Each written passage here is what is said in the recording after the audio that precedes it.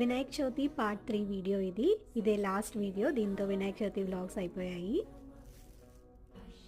So మా husband అయితే decoration మొత్తం చేసేసి వినాయకుడికి పూజ చేయడానికి మొత్తం అన్నీ ప్రిపేర్ చేస్తున్నారు. అండ్ నేను ఆల్రెడీ మొత్తం పిండి వంటలన్నీ చేసేసాను. లాస్ట్ 2 వీడియోస్లో మీకు చూపించాను కదా. సో మా దగ్గర పాలవిల్లు లేదు, బట్ ఇలా ఒక బెంచ్లా ఉంటే దాన్ని స్క్రూస్ తీసేసి ఇలా సెట్ చేసాము. ఫైనల్లీ బాగా కుదిరింది. అండ్ ఇవన్నీ నేను చేసిన పిండి వంటలు.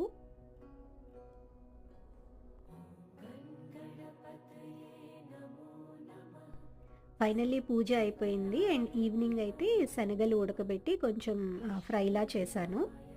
అండ్ ఇక్కడ నిమజ్జనం చేయడానికి ఏం ఉండదు కదా, సో ఒక చిన్న బకెట్లో వాటర్ వేసి వినాయకుడిని నిమజ్జనం చేసేసాం. వీడియో లైక్ చేయడం మర్చిపోవద్దు.